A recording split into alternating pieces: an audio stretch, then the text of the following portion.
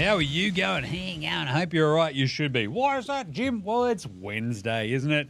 Hump Day, December 11, all day. This is NBA Straya, and I am your host, James Clements. You can see my ugly mug on the panel, the official NBL Supercoach show, the AFL Today show, the NFL Straya gear, all the good stuff here in the fancy studios, just to break down some NBA Cup gear for you today. I'll tell you what, the Oklahoma City Thunder are awesome. The Bucks, they just go bang. The most interesting news, though, Jimmy Butler trade rumors. Ruh-roh, there's trouble in Paradiso down there in Miami. How about some LeBron trade rumors for you? That'd be a bit more interesting, wouldn't it? Oh, jeez. Anyway, so we'll talk all that out today. We've got the NBA Straya Game Wraps. We've got That's Not a Knife, Old Mate, No Mate, Spud of the Night, Better Than Lonzo Ball. We got some yeah-nahs, the Unpopular Opinion of the Day, and Outback Takehouse, where we're serving up a flame-grilled take. There's no Australian playoffs because there's no Aussies in action today, but we are going to do a great moment in NBA Straya stat history, a dramatic retelling of Mark Bradkey's 8th NBA game up against my beloved Seattle Supersonics. So that'll be fun. Trust me.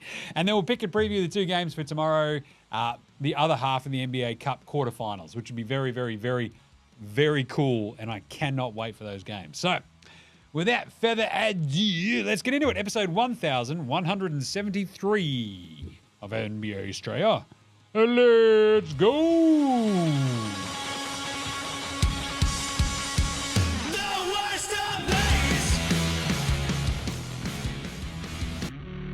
This is Josh Giddey. G'day, this is Andrew Gaze. This is Jack White. This is Joe Ingles. This is Dyson Daniels. This is Chris Anstey. This is Matthew Delvedova. This is Shane Hill. Hi, this is Ryan Brockhoff. This is Mitch Creek. This is Nick Kay. You're listening to NBA Australia. And you're listening to NBA Australia. And you're listening to NBA Straya. And you're listening to NBA Straya. You're listening to NBA Australia. And you're listening to NBA Straya. You're listening to NBA Australia. And you're listening to NBA Australia.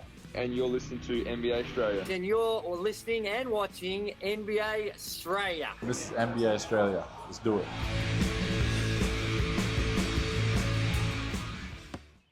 Watch out for the shark attack. Wow, you better. Especially if you're the video board there at Inside the NBA. Did you see that clip? He just raced to the board, even though Kenny didn't get up, and sort of just slammed his big mitt on the board and broke it. That's just like, oh, Kenny, I think I broke your board. Great job, Shaq. Great job. It was very funny. It was very weird because it just completely screwed up the video board. You're like, all right, well, now what do? That's just busted a giant screen, and Shaq is the guy who did it. What are you going to do? Tell him off? Anyway, let's start today's show the way we start every show here at NBA Straya with the daily whoosh. It's a whip around. That's right. Jimmy Butler may be interested in a bit of a trade. Is that right? Jimmy Butler and the Heat are open to finding him a new home, says our man Shams. You know what I find really weird and gross is just that entire here's Shams's thing about what he's hearing. It's the same thing he used to do on The Athletic, but now it's at ESPN. And it's just very weird because it's this is just so much about Shams more than anything. It's just weird and gross. Anyway, Jimmy Butler. So he's got a $49 million contract this season, right? And he's got a $52 million player option for his contract next year. And so the report is that the Heat are open to listening to offers for Butler and making a deal if they get the right trade proposal, right? And you're like, okay, that's interesting. The thing is, he's also I'm going to probably opt out of that player option and re-sign wherever I kind of want to. And everyone's like, oh, well, you've just completely shot your leverage there. Thanks, Jimmy. Great job. But his agent was basically yep, he's open to destinations such as the two of Texas teams, Houston and Dallas, or the Golden State Warriors. So he wants to go to a contender. As I said in the power rankings earlier, you're on Miami. You're in the East. If you can walk and talk at the same time, you're basically a contender. If you don't think you got a chance of beating Boston or Cleveland, what are you doing? Maybe make your team better rather than going, oh, but it feels like this was coming for a little while. After Pat Riley didn't want to give him the extension, he was kind of Who's working hard out here? Is Jimmy Butler working hard? At some point as well, you're going to go, look, is Jimmy Butler the problem or is Pat Riley just really old? Maybe. Just saying. Anyway, Jimmy Butler. We'll talk about the top 5 destinations for him later in Unpopular Opinion of the day, but I'm just saying there's a couple of interesting ones. The GM of the Rockets, though, Raphael Stone, came out and said, yeah, we definitely do not intend to change our roster. I would be shocked if something changes this season. Interesting. Interesting stuff. You're damn right. In that same piece, Shams was talking about the other big sort of piece that was being talked about in trade circles is Brandon Spindles Ingram. As I mentioned on, I think, the Weekend Winners and Losers show this week, absolutely horrible timing for him to go down injured because with so many people coming off the off-season contract signings now able to be traded as of this weekend, as of December 15, Spindles Ingram was like probably at the top of that list. He's got an expiring contract. The interesting stuff that was brought up in that article is that they talked about, I think his representation was like, hey, can we get a $50 million a year extension? And the Pelicans are like, how about 40? And then Ingram and co are just like, nah, we're good. Now, what do you reckon Spindles Ingram's going to get? Like, no one wants to trade for the dude. That was obvious in the offseason. And, he might have completely cooked his extension talks. Now he's injured, and who's going to trade for him? It's a really strange situation with Brandon Spindles Ingram. Still, Jimmy Butler, Ingram. How about LeBron James? Oh, this is a good one. Just kicking the tires on, possible ideas of him to the Warriors, maybe, to the point where you've got ESPN segments telling about, how LeBron has cooked the Lakers so badly he doesn't deserve to get to play with Steph, which is pretty funny. But I'll tell you what, Jimmy or LeBron on the Warriors would instantly make them absolute just prime-time Warriors again, more so than they are at the moment, which is, the combination of LeBron and Steph would be awesome just for TV ratings. At the same time, I don't really care about TV ratings, so I'd be I'm much more interested in watching the Lakers fail with LeBron at the front, That's way more interesting to me.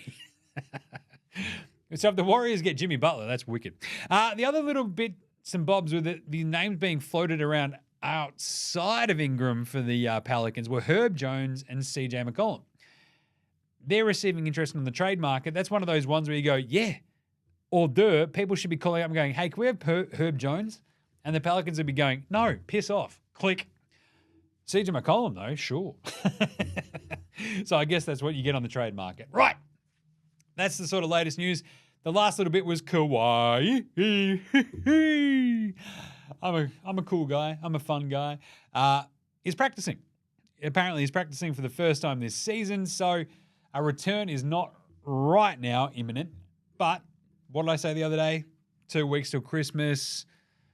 Maybe we'll see Kawhi around Christmas. The Clippers, Kawhi for Christmas, that would be a pretty good present if you're a Clippers fan. But anyway, that's enough of the guff and the news. Let's do some NBA Cup Game Wraps. Game Wraps. How good were those games today? Oh, yeah, not bad, Jim. They could have been better. To be honest, they could have been better.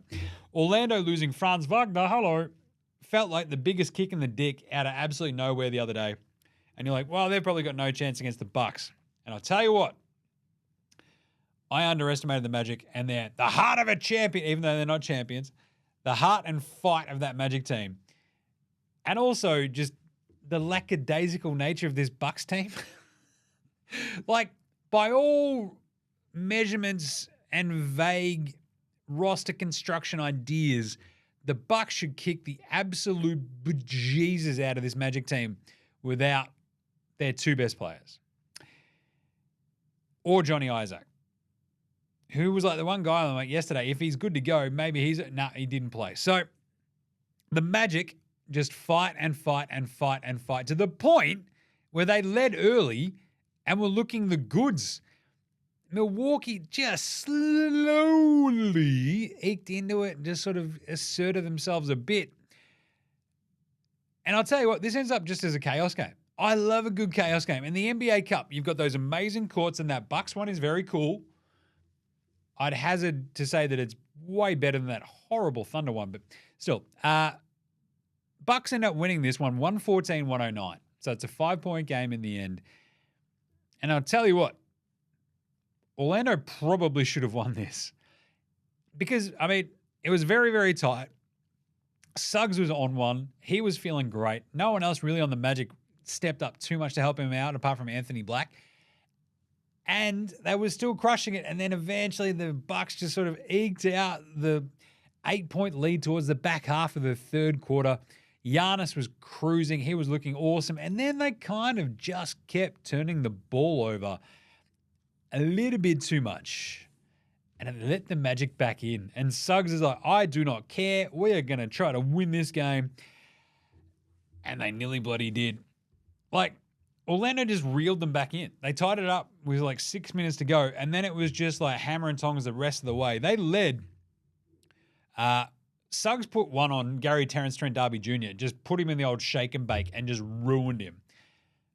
Wendell hits free throws. They go up 106-103 with like a minute 10 left. And you're like, oh my God, the Magic are going to steal this game. And Dame Lillard just goes, hey, does anybody know what time it is? Oh, that's right. It's Dame time. And he just goes bang, and it's just a stupid step back, insane three. Ties it back up. There's a pretty rough foul call against Gary Trent D'Arby Jr. on Anthony Black. He goes 1 or 2 at the line. It was a rubbish call. Ball don't lie. Dame just drives up the other way, gets a dunk. Like, what the hell are you doing, Orlando? Bucks lead again. And then after some Dame free throws, Suggs misses a 3 to tie it. Giannis hits a couple of free throws and they win. But my biggest problem with this entire game for the Bucks was defensively, the Bucks just were not it. It was bizarre. It sucked. And they just looked bad. Like, there's a way you can control a game like this if you're Milwaukee, right? You're like, well, we've got Giannis doing his thing, Dame's sort of helping around the edges, and Bobby Portis is playing really, really, really well. And then they just couldn't stop Orlando at times. You're like, dudes, just pay attention and you're probably going to be fine. When they did at the back end of that third quarter, you saw them stomp him. And then they just sort of like let the foot off the gas. It's just, I mean, it's kind of similar to what they did against Boston the other day when they end up losing that game when they probably could have beaten Boston. But anyway, so the Magic, man, like the Bucks, if they had been playing pretty much anybody else, you feel like they would have lost this game. But because the Magic had basically Suggs and no one else, yeah, it was pretty rough, man. They got out-rebounded, the Bucks, 46-37. It's like, okay, sure. You've got Giannis, you've got Brook Lopez, you've got Bobby Portis. They've got Tristan Da Silva, who has 2 rebounds, Wendell and Goga. How do you get out-rebounded by Wendell and Goga? It was bizarre. Anyway, Magic, their biggest problem, 6 of 26 from downtown. You can't be shooting 22% in this day and age in the NBA. And I'm looking at you, Notorious KCP. For a bloke who left the Denver Nuggets to go get pooed, to go 0 of 2 from deep, literally the only person on the Magic starting lineup to hit threes was Jalen Suggs. And I don't know. What do you reckon he shot from 3? I better check it. Oh, that's right. Woo! Chill. He shot 3-11. Thank you, Jalen Suggs, you legend. I appreciated that a lot. But anyway, he ends up with 32 points, 9 rebounds and assists with 4 steals. He caused all sorts of havoc and fucked up his hand at one point. You're like, Jesus. Jalen Suggs was the toughest dude out there and nearly carried this team to a win. Goga had 12, 14, and 4. He was causing all sorts of havoc. Wendell was pretty good. 8 points, 11 rebounds, and 5 assists. 17 for the rookie Anthony Black. That was not rookie. Second year, isn't he? Second year, Jim. That's right. And he just looks like a rookie because he's tiny. Well, he's not tiny. He's young. He's very young. How old is Anthony Black? He just turned 20. So, yes, he's very young. Cole Anthony might have been the problem they lost this, or the reason they lost it, along with KCP. Neither of them could hit a shot. As I mentioned, KCP 0-2 from deep. Cole Anthony, ice cold, was 2 of 12. He was horrible in 15 minutes. 12 shots in 15 minutes, and you hit 2 of them. What are you doing, Cole? And Jet Howard showed us a little bit. He had 10 points. Had the foul late that he drew out of the Bucks. And outside of that, though, it's just, you look at this Magic team, you're like, yeah, without Franz, without Paolo, and like Their 3-and-D wing not wanting to shoot or hit threes, not great. So for the Bucks, for their point, they shot 54.5% from the floor, 11 of 30 from three, which is pretty good, I guess. But the lack of rebounding was a bit of a worry. 37 for Giannis. He had 4 blocks, 7 rebounds, 1 assist, 15 to 24 shooting. Very nice. Dame, 26 and 9 assists. Very, very good from him. And fighting Bobby Portis, fighting round the world, had 22 and, I don't know, how many rebounds did he have? Like 10? Yeah, 4 assists, a steal, and a block. It's a hell of a game, Bobby Portis. That's a hell of a game. AJ Green was massive late as well. He hit a couple of threes. I think he was 1 of 6 from downtown, then hit his last 2, ends up 3 of 8 from downtown for his 9 points. A quiet Brook Lopez game. He was 7 and 6. He's just sort of just been sneakily not that great lately. And Middleton in 19 minutes in his second game back, 0 points, 0 2 from the floor. But he did have 8 assists and 3 steals. Yeah, not bad, not bad. Andre Jackson only the 8 minutes early, saw in the Red Bull Prince. They didn't do too much. But it was a bit of Terrence Trent D'Arby Jr. Would have liked to have seen a little bit more from him with his 6 points, 2 of 4 from deep in 24 long, confusing minutes. But I'll tell you what, the Bucks won. And that's what this all sort of comes down to. It's a knockout game. It's like they realized in the third quarter, oh, God, it's a knockout game. And then they were like, we're up 8. We're going to be fine. It's a knockout game. Orlando didn't give a shit. They're like, we're going to keep coming at you, and you better be open and awake. What are you doing? And Milwaukee like, nah, I don't know. But, oh, God, are we going to lose? And then Dame Lillard just went, not on my fucking watch, idiots. Boom. That's why you go and trade for Dame Lillard sometimes. You can win an NBA Cup quarterfinal. So now Milwaukee go through to the semifinals to take on the winner of Atlanta and New York tomorrow. That's going to be fun as. Cannot wait. All right, and then the second game today, we had Dallas at Oklahoma City, 104-118. The Thunder end up kicking the crap out of them. Why is that, Jim? Well, because Luka Doncic had 2 points in the first half. They also had 11 turnovers. And yet they were still only down 3. It was more about the third quarter and just how they completely got steamrolled by this Thunder team that just goes, hey, we are fucking awesome. And you're like, I mean, well played, sirs. You handled that quite intensely. This was an awesome game because it was played at a really, really playoff-like intensity. A lot of that's to do with that Oklahoma City Thunder crowd, but by the same token, it was also 2 really fucking good teams who played in the playoffs last year and know each other backwards, and they didn't have PJ Hamilton Washington, did they, the Mavs? Noted Thunder killer. Remember that last year? Where he turned into a combination of Michael Jordan and Scottie Pippen? Chaos. Anyway, Thunder only led by 3, and then boom. With only 2 points from Luka in the first half, he shot 1 of 7 or whatever. SGA came out absolutely fucking breathing fire. He had 16 points in that first quarter. But then it was that start of the third quarter that was so fucking crucial for the Thunder. 8-0 run basically out of the gate. It turns into a 16-4 run to open it up, and they just never look back. Like, there's a couple of little Mavs runs in there after that. They just ran them out of the gym, though. Like, they got up by 16, and then I think by the time the third quarter was finished, I think the entire Dallas Mavericks starting lineup had 37 points on 39 shots. SGA had 34 points on 20 shots himself. It was absurd. Absolutely absurd. Start of the fourth, they're up by 20. And then the Mavs put up a little bit of a fight. They ripped off like a 10-0 run. And like with J-Dub being a bit quiet and the Thunder still kicking the shit out of him, you're like, Jesus, this Thunder team's impressive. And then the Mavs sort of went, hey, here's a couple of Clay threes. Here's a banked-in Luka 3 with a foul. Look out now. It's a 9-point game. Oh, it's an 8-point game. Prosper hits a 3. It's 92-100. And then Dallas's defense just went completely haywire. They gave up like a layup to J-Dub. Caruso caused all sorts of havoc. They just brought the entire shot clock down to the very end. He slung a cross-court pass over to Case and Wallace, nailed the 3. And then SGA had a steal. Caruso gets the ball. Awesome alley-oop to Case and Wallace again. Place is going berserk. They're back up 15. Basically all over Red Rover. It's like 107-92 with like 6 minutes to go. Pulled it back to 9 again late with a couple of minutes to go. Luka has that 4-point play, those couple of Clay threes, whatever. But then Dort hits that dagger. They're back up 12, a minute and a half to go, and it was all over. So, disappointing game from the Mavs. Without PJ Hamilton Washington, it shouldn't look this janky, but it did. Derek Lively wasn't... I'll tell you what, Isaiah Hartenstein, hello, versus Derek Lively. That was a surprisingly excellent battle. Lively ends up with 5 points, 13 rebounds, and 5 assists. You've got 17 points from Kyrie Irving, 7 of 14 shooting, 3 of 5 from deep. 5 assists, 2 turnovers. It just wasn't quite enough on a night where Luka just clearly did not have it. Luka goes 5 of 15 and 2 of 8 from 3. He ends up with 16 points, 11 rebounds, 5 assists, and 4 steals, and 6 turnovers. It was just, gross. Clay, he hit a bunch of threes late. As mentioned, 5 of 10 from deep for him for 19 points to lead the Mavs, along with Najee Marshall, who also had 19 points off the bench. He went 7-11 from the floor, but couldn't get anything going late. You got 9 points on 9 shots for Spencer Dinwiddie, who turned back into a spud. Good to see him return to his roots. Dan Gafford had 9 and 2.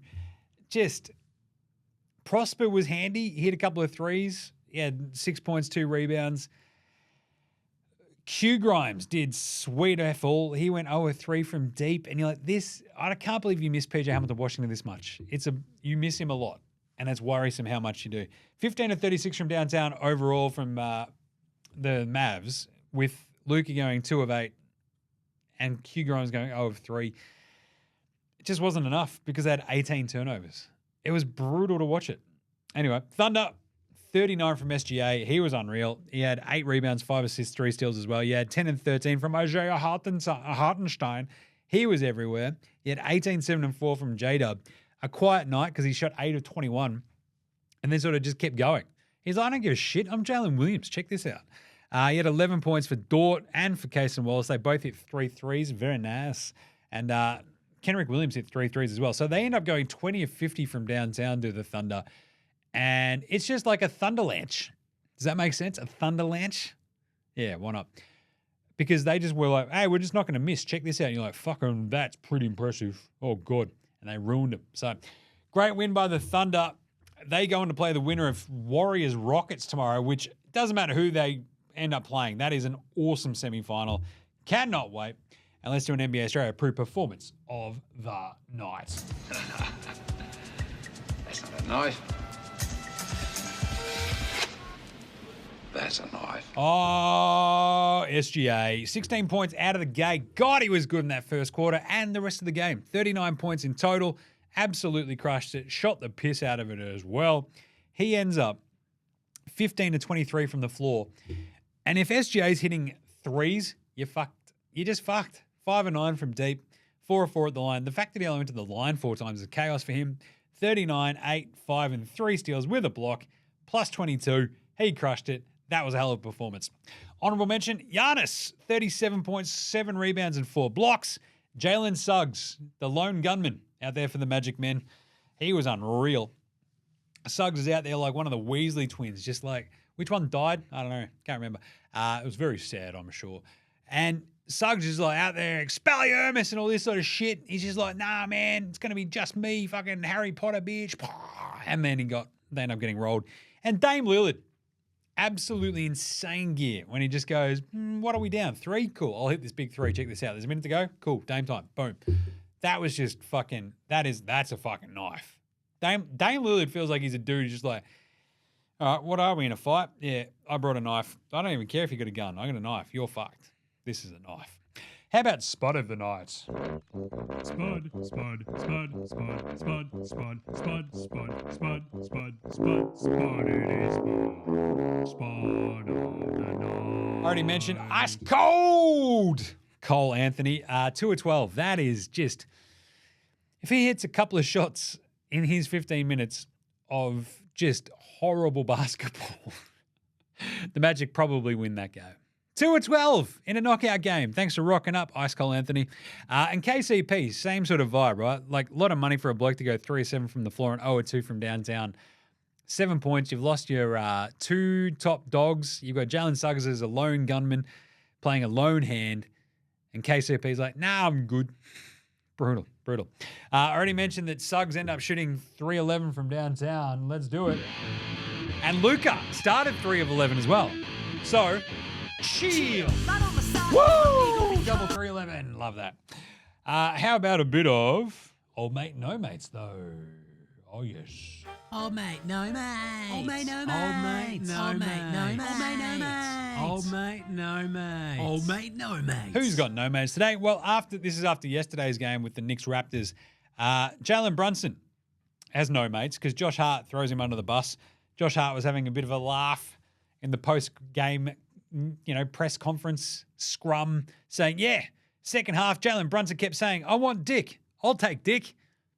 Talking about Grady Dick, obviously, but Josh Hart just going, "Oh, see, Jalen Brunson, he's going to take Dick." It's a tough one if you're Jalen Brunson going, "Dude, bro, fucking just, all right. Yeah, what are you, 12? Jesus." But this is like, I think my favorite thing about this, Josh Hart doing this to Jalen Brunson, like, this is what happens when, like, your mates, you work with your mates. Like, if you have ever worked with mates, you're like, this is exactly what happens. Like, just dumb shit like this. It's perfect. How about the pantsing of the night? Oh, Goga. Go. Did you see the yam he put on Giannis? That was fucking sick. He absolutely fucking yammed on the Greek Freak. It was gnarly. And then Giannis got him back, but it wasn't as good. Like, he was pretty good. He still dunked on Goga, but Goga is Goga. And Goga just fucking yamming on Giannis was just kissing fingers emoji. And also, Jalen Suggs putting Gary Terrence Trent D'Arby Jr. in the fucking the dishwasher, in the tumble dryer, in the washing machine, spin cycle. He's just like, where am I? Just gave him the old shake and bake and then dropped him. It was absolutely beautiful. Well done, Jalen Suggs. And then finally, better than Lonzo Ball / Bronny James.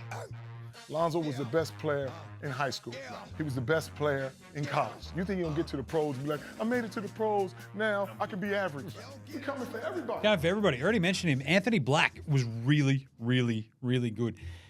17 points, 6 of 12 shooting, 5 of 8 at the line, 6 rebounds, 3 assists, 3 steals, and a block. That is pretty bloody good for a 20-year-old. That is just, that is badass. For a second-year player, he's 20 years old in a really big game without Balabancaro or Franz Wagner. Hello. Anthony Black. Better than Bronny James, I'll tell you that much. All right, let's do a quick break. Be back with some yeah-nows right after this one. This is Cam Glidden. This is Anthony Drimmick. This is Mitch McCarron. This is Jason Kadee. This is Darryl McDonald. Hey guys, this is Hugh Greenwood. Yo, what's going on? This is Illy. This is Mark Worthington, or commonly known as Wortho, and you're listening to NBA Straya. You listen to NBA Straya. And you're listening to NBA Straya. And you're listening to NBA And you're listening to NBA Straya. You're listening to NBA Straya. And you're listening to NBA Straya. You're listening to NBA Straya.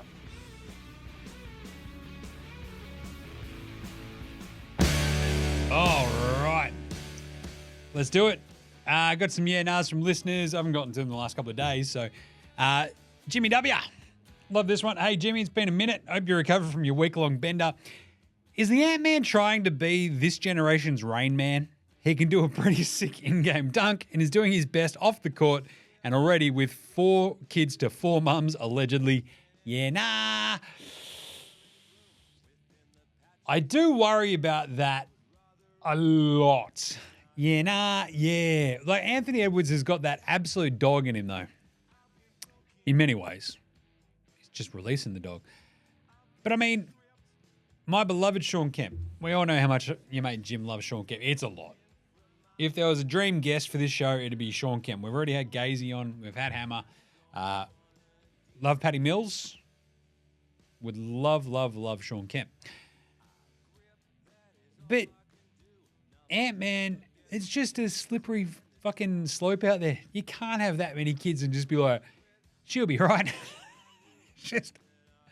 So, yeah, I am a bit fucking worried about that because Sean Kemp was awesome, absolute gun, and then what? Gets traded to Cleveland after the Jim McElvain contract controversy. This is old fucking ancient history to anybody who's like not my age, basically.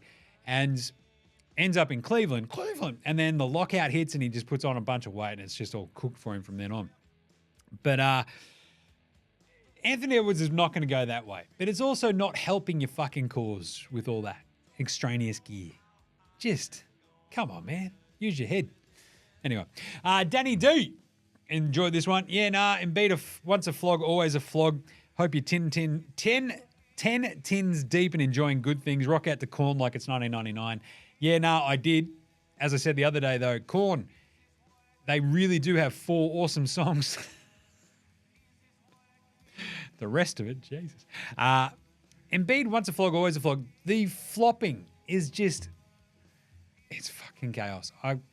It's nice that they don't play again till like the weekend, but Jesus, they are brutal. But then Danny D goes on to say, yeah, Miles Turner is the most overrated player in the league. And I actually think Jokic is most underrated. If he was American, the US media would be losing their minds over his season so far. Yeah, fuck yeah. This is what I was saying the other day about this MVP debate. Giannis, Jokic, it should be an MVP race for the ages. But because they're both fucking European, you're just like, oh, look at Jason Tatum. It's fuck. It's like, can we get LeBron traded to the Warriors? It's like, this is not what we should be fucking talking about. We should be talking about Giannis, Jokic, and just like the entirely insane seasons they're having. But no, because they're not fucking American. These weird cult-like American psychos just won't fucking like concentrate on shit that isn't their own. It's the American psyche writ large right there, right? It's how they go. Miles Turner being the most overrated player in the NBA, though, that is interesting because I feel like Miles Turner is having a very down year so far. And a lot of this is to do with why all the body language and why everything just looks so fucky in Indiana, right? Because I feel like Halliburton and Turner were really, really good together last year. Siakam comes in. It gets a little bit janky, a little bit tougher to figure out what's going on. I feel like Turner has the tools there, but he has to be put in a very, very specific position to succeed. I love me some Miles Turner. But yeah, I don't know about overrated though, because I just don't know how much he's rated. I think he's rated pretty properly by folks.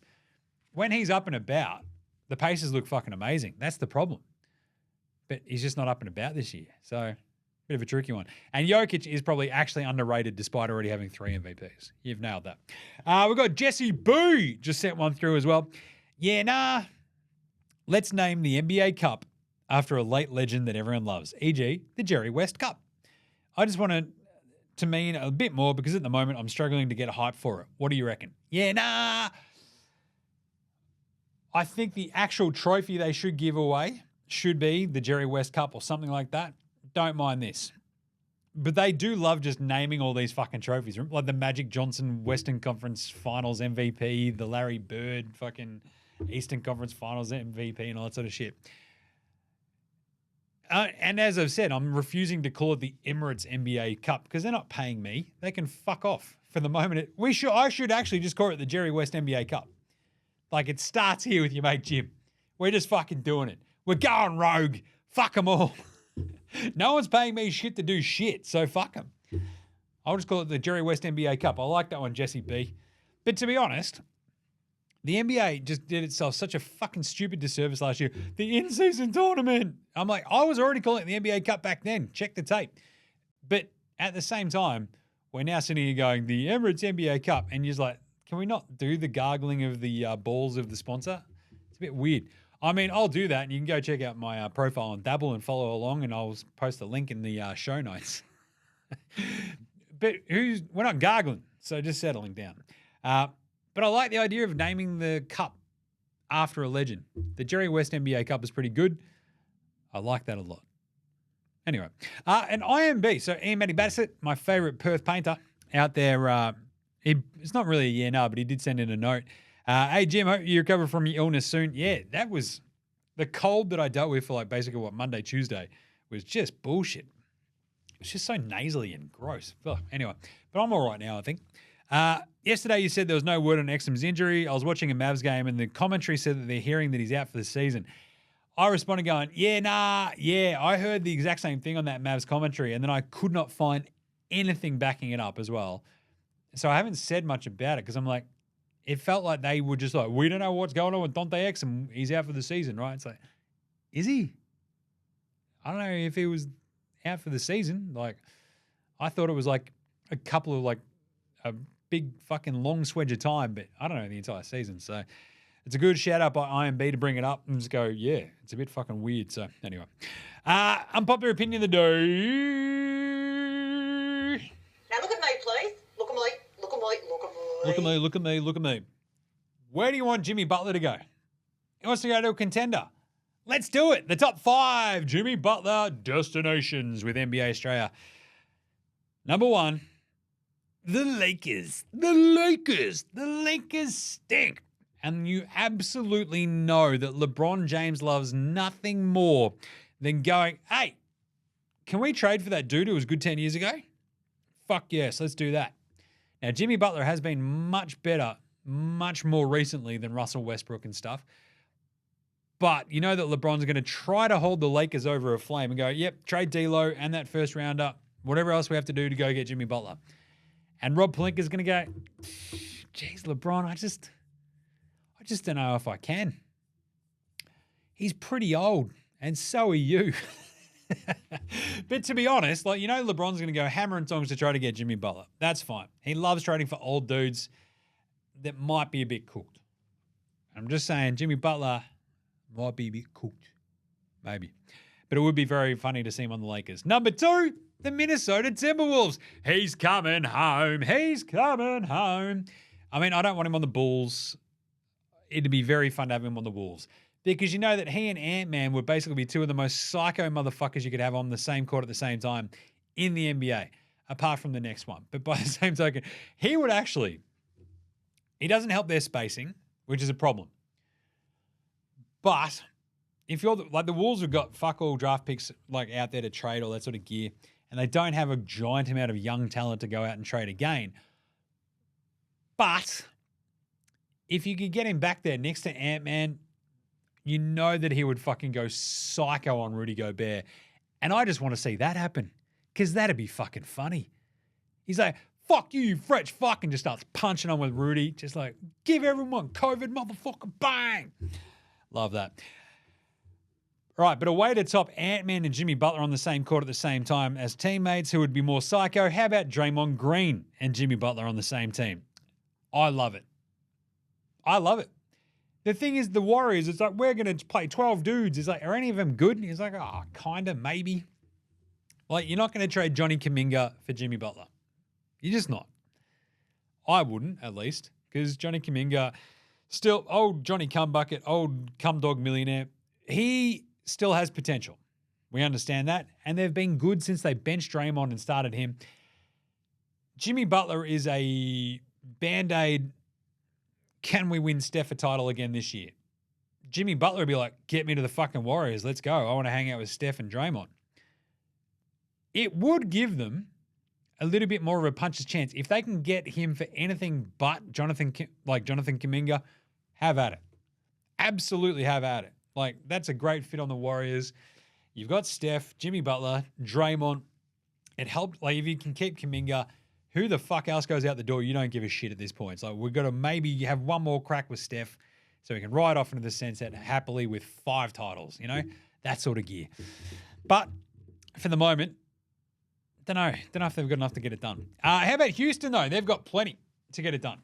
We already heard from Raphael Stone go, nah, don't want to do any changes this year until someone twists my arm and I can get a good deal. It's like, yeah, you've already got too many dudes, Raphael. What are you doing? How about Dylan Brooks, Cam Whitmore? That's your nice little trade piece. Steven Adams, Jayshawn Tate for Jimmy Butler. Maybe got one of those future picks in there just to fucking sweeten the deal. I don't know. But Houston, look, as long as you don't give up like Reed Shepherd, Jalen Green, Jabari Smith, like you're giving up Cam Whitmore, but he's extraneous at this point. Fucking who cares, right? I feel like Houston would just be like, sure, we might be able to pry open like a bit of a fucking contention window right now. All of our dudes are super fucking young, but we've got Fred VanVleet. If we piss off Dylan Brooks and we bring in Jimmy Butler in his place, who the fuck knows what could happen? Kind of like it. He'd be such a fun fit on Houston. He's from Houston as well, BT Dubs. How about the Sixers? Bring him home. Tobias Harris over me. That's right, Jimmy. They could finally fix that. But the problem is they've already got Paul George and they've got fucking nothing they can trade for him. So it's a bit of a tough one. They did mention Dallas. I just don't know if he, Luka, and Kyrie would kind of work. Don't know. How about Cleveland? He'd fix their wings a little bit, but again, your spacing would probably suffer a little bit next to Garland, Donnie, and, Mobley and Allen, and you've got nothing to trade for him anyway if you don't want to give up one of your big four. Maybe Jared Allen, but why the fuck would Miami do that? The other one would be, a pretty funny one, would be the Clippers. Jimmy Butler, Kawhi Leonard, James Harden. But the thing is, the Clippers have got nothing else to trade either, so it gets a bit tricky. But I think my favorite is probably the Warriors, maybe Houston. The Lakers would be fucking funny as, and there you go. There's your top 5 destinations for him. And finally, a bit of Outback Takehouse. It's Wednesday at Outback, and you know what that means? Oh, yeah. Took the squids in the car to school and daycare this morning. I'll tell you what, absolutely wailed on a wallaby. Just chucked her in the boot, brought her home. She's been slow roasting all day. That's right, slow roasted wallaby. Only at Outback. Goes great with the flame grilled take. And today's flame grilled take is the Lakers should actually go and play LeBron's bluff. So, oh, geez, if you don't trade for bloody Jimmy Butler, then trade me. It's like, okay, see ya. You're going to Washington. Seriously. Sure, we'll take 2 firsts for LeBron, the obvious moron on charge of the Washington Wizards. 2 firsts from the Wizards. You get LeBron James, sucked in dickhead, throw in Bronny as well. Let's do it. It's a package deal. Get to go to the nation's capital. Let's do it. Seriously, if you're the Lakers, you have to just go, hey, LeBron, we're fucking sick of this. Like, you're old. Play defense first, and then you can fucking dictate what we do and do not do with our fucking assets going forward here. So fuck off. We understand that you're the, second best player of all time, but you're not the second best player on your own. Well, you might be the second best player on your own team because that Lakers team is shit, but still. You're definitely not the second best player in LA. Maybe. Harden, Kawhi, AD, I don't know. Either way, LeBron has to 100% lay in the bed that he made, doesn't he? It's like, you traded for Russell Westbrook, fuckhead. You fucked us there. You're the one always just fucking making these moves, doing dumb shit, fucking up. We've got no assets left. The fucking pipeline is empty. We drafted your fucking son, who's shit, sucked in. We're fucking sick of it, mate. Shush. Or you're going to Washington. For Jordan Poole and Kyle Kuzma. Who says no? Throw in a first and away we go. All right. No Australian player watch, as I mentioned. So let's do a great moment in NBA Straya stat history. I don't know if we've got the drop on here. Let's have a look. Meep, mop, meep. Meep, mop, meep. Nah, don't know if we do. What's that one? No. Oh, yes, we do. Great moments in NBA Straya stat history. Oh, yeah. Remember a million years ago? 28 years ago. Let's start there. NBA Straya, never forget. Was it only 28 years ago today that the man bigger than Mount Hotham, Big Mark Bradkey and his Philadelphia 76ers threw down against my beloved Seattle Supersonics? Surely it couldn't have been. But that's right. In only his 8th ever NBA game, the Melbourne Tiger legend with a chest hairier than a Robin Williams forearm went up against Gary Payton and Sean Kemp, a.k.a. the best duo since the Hawk Tour Girl and meme coins that rip off idiots. Sure, the AI Stackhouse Sixers got beat bad, 118-94, but that meant that the man longer than the Yarra Rangers got some bloody glorious garbage time.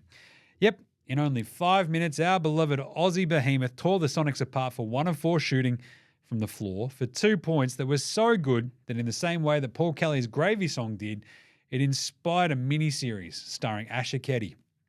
The man better known as Nicole Provis's husband also had one board that was so picturesque that they got bloody Reg Mombassa to paint a picture of it and entered it into the Archibald Prize, which it probably won.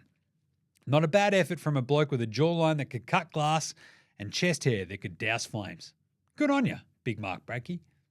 That's NBA Straya's never forget. What a moment. I love that Sixers Bradkey vibe because it's like he was always like a bit undersized. He's a big dude, but in the NBA, they had this horrible, horrible Sixers team coached by a fucking absolutely out of his depth, was it Johnny Davis at the time? No idea what was going on. Bradkey's just like, I'm fucking cold. I'm miserable. This sucks. Plays the entire season out. Barely gets the floor though. And yeah. It wasn't great. But anyway, would have loved to see Bradkey get back there. But still, good stuff there. Righto, let's do a quick Paddy Bill's Game Day Baller Game Day Twitter check-in, i.e., Jim gets his phone out and has a look at the internet to see what Paddy's been up to, which is fine. That's what we do, Baller Pat. Nothing from Paddy. That's a bit of a shame.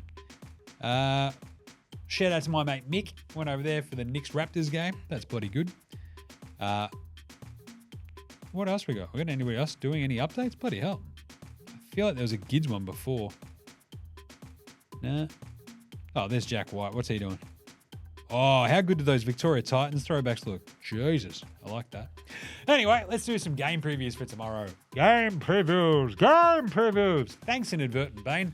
Not a problem, Jim. How'd you go on your 2 picks today? Yeah, horrible. Bucks didn't cover, and nor did the Mavs. That was brutal. Anyway, just a reminder, you can jump on the old Dabble and have a look at my picks each day. They'll be there. You can follow, just find NBA Straya, follow along, and you can copy those if you want.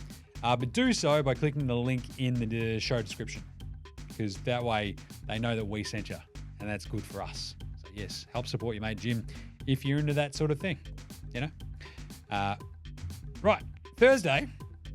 So these 2 NBA Cup games, the 2-3 seeds, we've got Atlanta at New York. The Hawks are 6.5-point underdogs in New York. You might go, but that's a bit weird, isn't it? You got Trae Young and MSG. You got Dyson versus Jalen Brunson. You got the Hawks bigs versus Karl Anthony Towns. DeAndre Hana has been playing really well. Jalen Johnson is crushing it. OG and Bridges up against those two. That'll be pretty interesting. The Knicks have the number 1 offensive rating in the NBA right now. Atlanta's is 20th. So, geez. Defensively, it's 18 versus 19. The Knicks are ahead there. The Knicks score 117.8 points a game. The Hawks are at 117.1. So that's actually the 7th scoring offense versus the 8th. Defensively, though, and this is where the pick comes in, the Knicks have the 10th best points surrendering defense, 111 a game. Atlanta give up 119.8. That's 28th in the NBA. 28th! There's only 30 teams. What are we doing? So, my first initial thought was, look, Trae Young and MSG, it'll be awesome. Dyson Daniels causing all sorts of havoc, just locking down Jalen Brunson. And then you're like, oh, but Karl Anthony Towns, stretching out those Atlanta bigs, making them work. I feel like the Knicks get this one done. So we're going to go the Knicks minus 6.5. I think they'll be just a little bit too good. I think, just as I sort of mentioned, right, their offense is that good and their defense is just so much better than Atlanta's that I'm going to go the Knicks at home. It should be an absolute spectacle, though. Trae Young could probably go hammer and tongs. And if he just gets on one, Atlanta could win this. The problem is he's so rarely on one at the moment that it worries me. And the Knicks defense itself, as pointed out, is like they can still just go, hey, Mikal Bridges, skitch him. Brunson's no slouch defensively either, so off we go. That's a fun opening game tomorrow. And then the second one's just as fun. Golden State at Houston. If you want a couple of teams that are very, very tightly matched up, we just mentioned a pretty big disparity in Atlanta versus Golden State. Atlanta versus New York. Golden State versus Houston. The Rockets are 1.5-point favorites at home. This is the 11th ranked offense in terms of points per game, 114.1 for Golden State versus the 14th, which is 113.6. There's not much splitting those two. 11 versus 14. Defensively, the Rockets are third, however, 106.6 they give up a game. The Warriors are only 6th at 109.2. So Golden State's offensive rating is 15th, Houston's 16th. Their defensive rating, however, Houston's 2nd. But the Warriors are 4th. So this is going to be bloody tight. And I'll tell you what, my initial read was like, screw it, Houston are going to do this. And now I'm going Golden State. I feel like that big game experience, Draymond, Steph's kind of cruising around a little bit, causing a bit of havoc. And I feel like the Warriors, if I'm going to get 1.5 points from the Warriors, they could easily lose this in a tight one by 1 point, or they could just win it outright.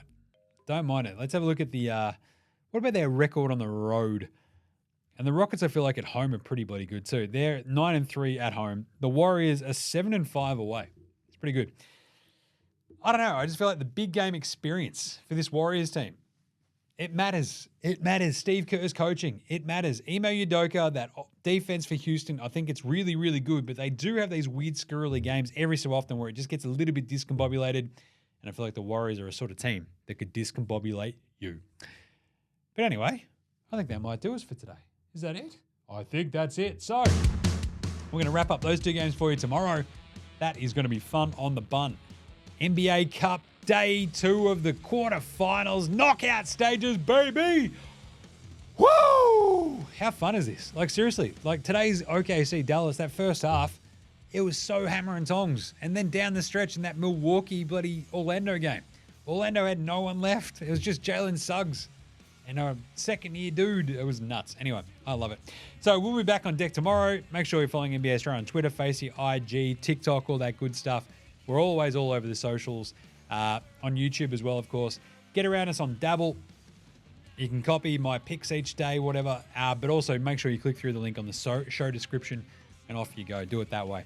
NFL Australia as well. That was a really fun one yesterday with myself and Gaz talking out all things Week 14, setting up for Week 15. NFL is chaos. Get around the other shows as well. The AFL Today Show, AFLW, Cricket Today podcast. The boys are getting around BBL in a big way. If you're into Supercoach as well, check out their videos. They're crushing it. Football Today podcast, if you like your soccer, hold all tickets for your GGs. Lots of good stuff there. Rate, review, star, subscribe across your Apple Podcasts, your Spotifys, your YouTubes, whatever app you use on your Android phone. Go nuts. Come on. As I've said before, grab your partner's phone, grab your mum's phone, your dad's phone, subscribe to NBA Straya, get them hooked into it. You know, I'm not going to disappoint them. I might a little bit, but it's all right. I do get a bit sweary.